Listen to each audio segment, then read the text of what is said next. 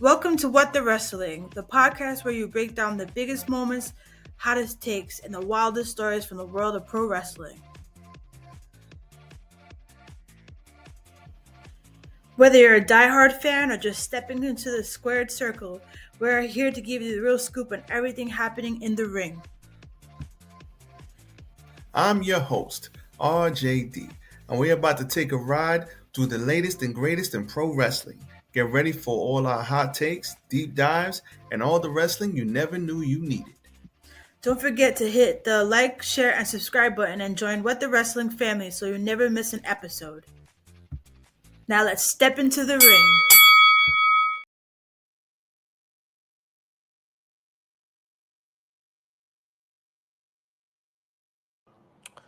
You're listening to the What the Wrestling podcast, the show that brings you all things wrestling with your host, RJD.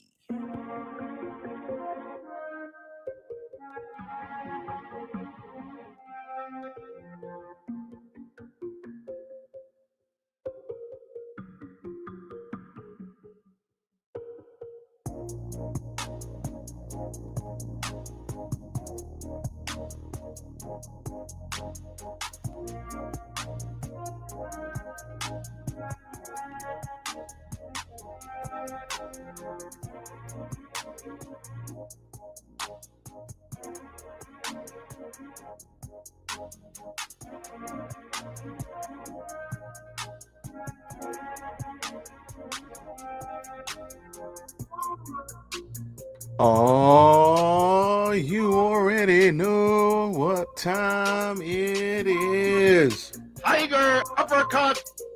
Smackdown, everybody.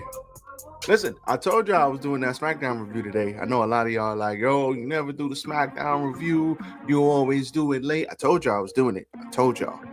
But anyway, Smackdown, everybody. And we're going to talk a little bit about this AEW Netflix Warner Brothers Discovery deal. Netflix just buying everything up. They got a stock split. They're buying stuff. Netflix don't know what they want to do out here. They just buying up everything. Where's my money? I don't got it no more. But shout out to Netflix, man, getting this chicken. Give me a hell yeah. But as always, we're going to run into this real quick. We here for a good time, not a long time. So let's not waste any time. Let's go. Yes. It's I, RJD here.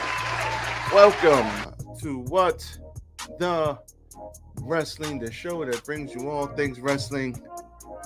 Once again, I am your host. Hit the like button. Like, comment, share, and subscribe to the channel. Rolling across the bottom of your screen. I'm not going to lie to y'all. I got food on my mind. I got some goat coming my way with some shrimp. And man, I am excited. I don't know if I've ever been this excited for food. Now listen, don't judge me. You stupid. I am excited about this food, and my wife is killing it right now in the kitchen. But we are here to bring the wrestling news. So with that being said, we will get into the Smackdown review. But before all that, once again, hit the like button, like, comment, share, and subscribe to the channel. And follow me, RJD, RJ699 on X, formerly the Twitter. And also follow What the Wrestling, Facebook, YouTube, and TikTok. All right, let's get into some news first. So Netflix confirms an $82.7 billion deal to acquire Warner Brothers Discovery. What does this mean for AEW? AEW is currently on Warner Brothers Discovery. They just signed a major deal, I want to say a year or two ago. So what does this mean? Are they moving to Netflix? We already know Netflix has not only, I think, international, they have the pay-per-views, but Netflix also has Monday Night Raw. So what does this mean for AEW? Because we know Netflix ain't taking both.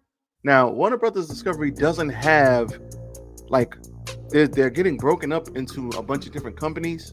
So Warner Brothers Discovery doesn't really have everything. Netflix doesn't have everything of Warner Brothers Discovery, but I know they're taking some Harry Potter stuff. I think they're taking some Game of Thrones stuff. I think they're taking a bunch of things. So let's see if we could roll through this and see what's up. So it's official. Netflix is buying Warner Brothers Discovery in a deal worth $82.7 billion.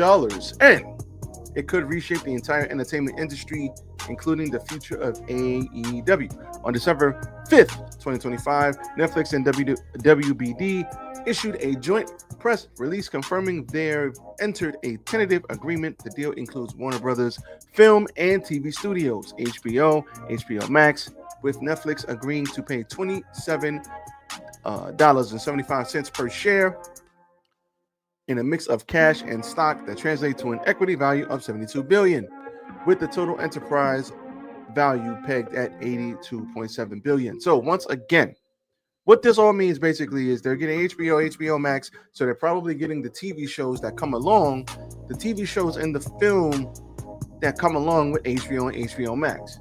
So like I said, some Game of Thrones, they're taking, I want to say some Harry Potter stuff. So all of the spin-offs and stuff like that, that content will be on Netflix. So what that's going to do is essentially attract a whole bunch of different viewers to a lot of those old shows, and a lot of those old shows might get burned. One of the things that I've seen is Homeland. So if you don't know Homeland, starring Claire Danes and the guy who plays on Billions, I forgot his name, I forgot his real name, but y'all know I'm talking about, the main character from Billions. That show is now on Netflix. So a lot of people, especially like me, I grew up watching Homeland. I've seen all 8 seasons. They're gonna run back and go rewatch it. You know what I'm saying? I've already started rewatching it. A couple of my friends started rewatching it. So they're gonna get a lot of burn. And a lot of these old shows, for somebody like me, I'm 38, somebody who's 14, 15, 16, 17 right now, they didn't see Homeland 10 years ago. Now, maybe they were 8 years old. Now they're 18. They might be into it. Hey, Homeland, what's this? This looks new. Not knowing that it's like 12 years old already. So that's basically what they're going to do. They're going to get a lot of these viewers to come back around. And shout out to Netflix. They they just had a stock split. Netflix is just buying everything up. Give me a hell yeah! Netflix said the move will give subscribers access to unprecedented library of content, and we already know Netflix has a huge library already, ranging from Harry Potter and Game of Thrones to The Sopranos, Big Bang Theory, and more, while building its own franchises like Stranger Things and Squid Game. We all know Stranger Things coming to an end. A lot of the characters, they done aged out already. They're 20-year-olds playing high schoolers, but at the end of the day, this is great. So before I get into what this means, they talk about the mission, how they want to introduce people to a lot of different things. So I don't think this means that much for AEW. So let's run into this.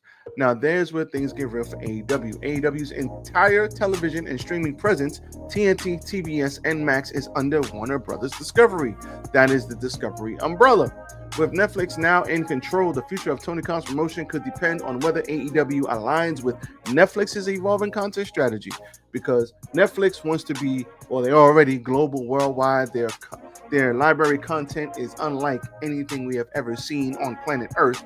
Huge content. I mean, you can literally watch Netflix every day and go into different genres and probably never run out of content to watch. It's crazy. But Netflix has already moved into weekly live wrestling streaming WWE Raw starting in 2025, but there's no guarantee they'll make room for AEW too. And those two are competitors, so they might not put both on, especially live TV. They're already going to do live sports. They're already doing live sports. They're doing the boxing fights already. They're already doing live sports with wrestling with WWE. So we might have a Super Bowl. We might have a bunch of different things. We might have a World Series, an NBA Finals. We might have a lot of stuff on Netflix coming in the next couple of years. If AEW no longer fits into the new parent company's plans, Tony Khan may be forced to find a new media partner or restructure the entire broadcast model, especially as Netflix focuses on platform consolidation and cost cutting. So just because Netflix buys everything up doesn't mean that they want to just be burning through money. And Netflix doesn't really give numbers out. I don't think they do. So that's going to be a problem. That's going to be a problem. So they're going to have to figure that out. While Netflix says it intends to maintain Warner Brothers' current operations, a lot can change as executives merge strategies and start trimming overlap. The companies also expect $2 to $3 billion in cost savings per year, a figure that could spell trouble for less prioritized programming. The acquisition is expected to close in 12 to 18 months, pending regulatory approval and the completion of WBD's previously announced separation from its global network division into separate publicly traded companies. So they're breaking the company up into different companies. That's basically what they're doing. They're breaking the larger company up into different factions, into different companies, into different smaller companies. That's basically what they're doing. So with AEW programming still tied to TBS, TNT, and Max, and Netflix already betting big on WWE, that's a big thing. The next year could be one of the most uncertain periods in AEW's broadcast history. We don't know if Netflix is going to rock with AEW or not. We don't know. They just signed a deal. So I don't think this means much for the foreseeable future, as in the next 6 to 12 months. But after that, and getting closer to when this deal is over, then it's going to be a problem, because they're going to keep operations right now, but then what happens after that? All right, your 4-year deal is up. We will not be renewing you because we're giving WWE a very big bag, and we're not giving you the same bag. We don't want you. We don't want number 2. We want the number 1, and you got to go find somewhere else to go. And that limits its options, because a small amount of companies own everything. So if you have live streaming service, you're going to have to find, the AEW's on TV 52 weeks a year. They're going to have to find another streaming service to go to. They can't just not have distribution. They have to find another home for Dynamite after this deal. So for the foreseeable future, they're fine. Moving forward, I don't know. So spooky times. We will see how this transpires moving forward. But right now, they're okay. Everybody watching AEW on Max and TNT and all of that and TBS, they're fine. We'll see what happens in the next 24 months. Then we'll have to revisit this. But right now, they're all right. But this is definitely something to look into, and this is a big darn deal. Big darn deal. So, let's move it on over to Smackdown. Let's move it on over to Smackdown.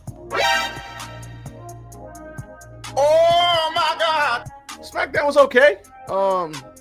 It was okay. Wasn't bad.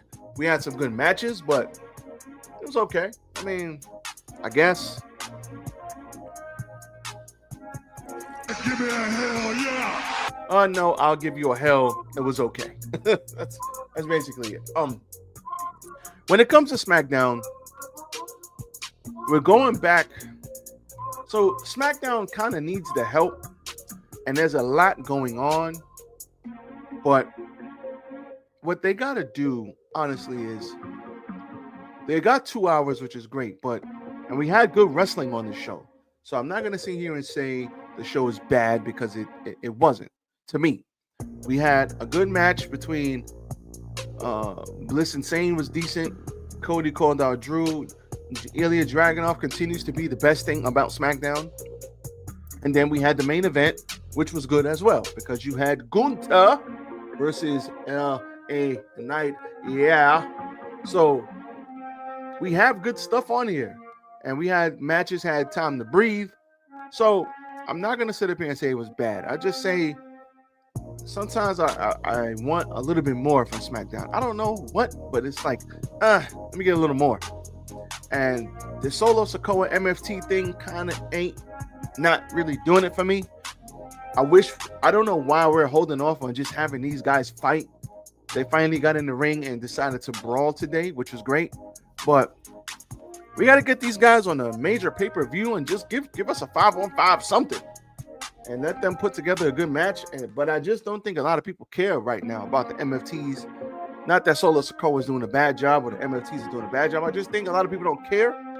And until we get people invested, people obviously care about the YS6, but they're taking so long to get it going. It's like I'm wanting a little more and I'm not getting it. So yeah, that's where it's at. So let's start off with minor things on the show. The Solar Sokoa and the MFTs.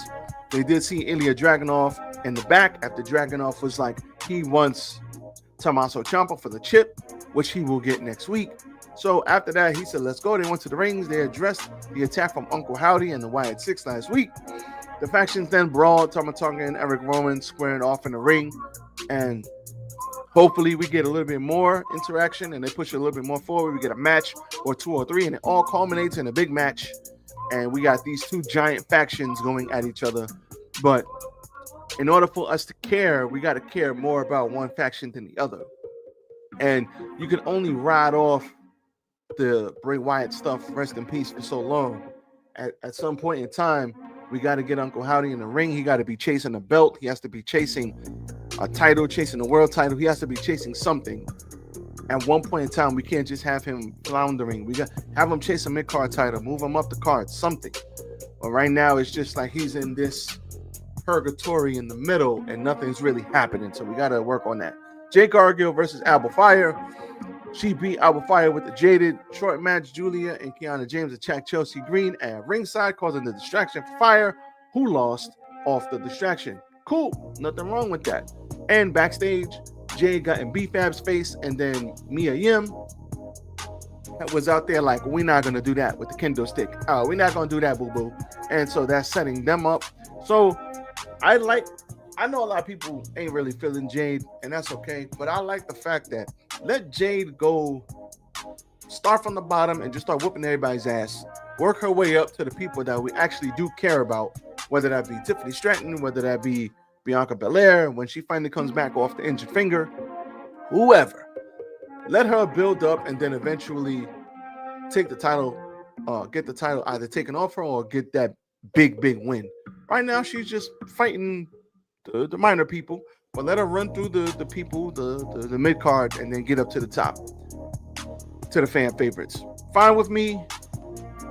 Cool. Let's go. Cool with me.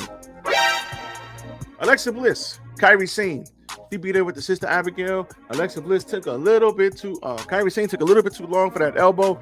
She jumped down right into the Sister Abigail. After the match, Nia Jax and Lash Legend attacked Bliss and Charlotte Flair. Obviously, we had the shenanigans with the other Kabuki Warrior interfering, and then Charlotte had to interfere when Asuka was interfering. Cool.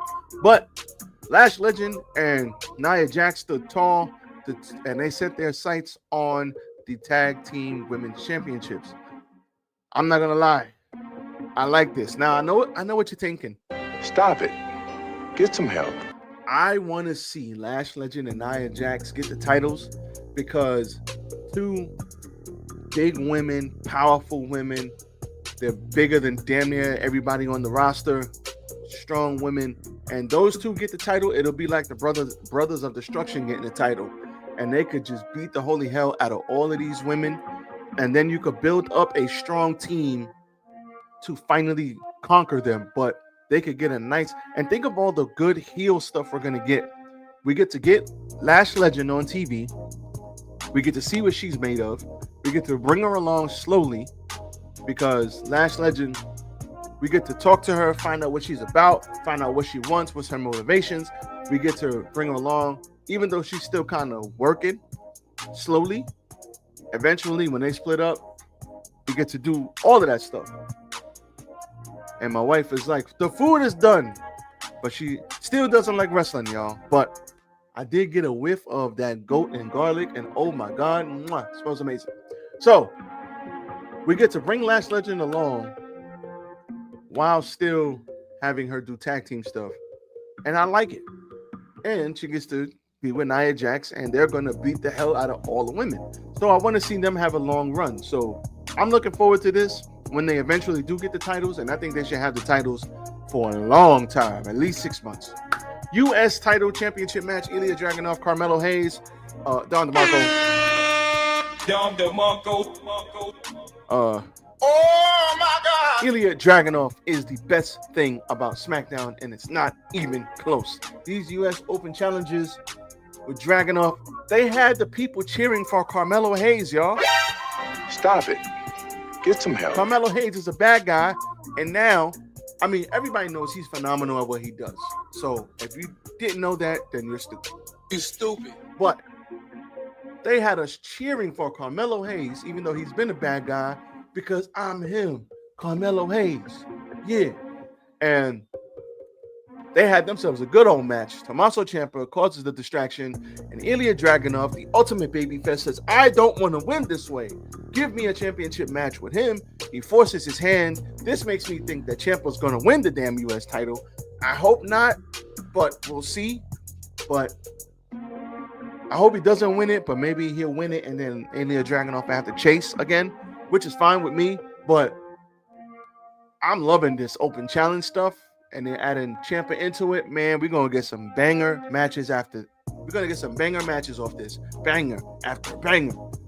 Love this. It's over 9,000. Cody Rhodes called out Drew McIntyre, who was not allowed to enter the building. Rhodes then asked if he could lift the suspension, and McIntyre broke the unwritten rule and attacked him on the bus. Rhodes called McIntyre's WWE's resident cockroach and begged Nick Aldis to reinstate him so Rhodes could be the one to stomp him out. Okay, cool. And then we had the main event, Gunther versus LA Knight. Yeah, Gunther gets the win here by choking out LA Knight. Good promo by Gunther saying, I want you to see this, John. We all know we can't see you, but you can see me, and I want you to see me, what I'm going to do to him. Not only how I beat him, not only that I'm going to beat him, but how I beat him. Because I'm coming for you next, John. I'm coming for you next. And as always, Gunther is definitely going to beat John Cena. And I mean, I don't want John Cena to go out winning. I want Gunther to beat him. And then we all are sad and we all love John Cena. We send him off into the sunset. And then Gunther goes for the big boy prize. Maybe he goes after the World Heavyweight Championship with Roman and Cody and all of them. So I'm looking forward to it. But that's all I got for y'all, man. That's all I got for y'all today. The food is here. So I must go because the food awaits. But understand this. I will be watching NXT. I will have a short review on it, so look out for that. But right now, I'm going to go attack this food. So I love y'all. I'm out of here. Everybody be safe. RJD is here, and I am out. Finish him. That's what I'm about to do to this food. Peace.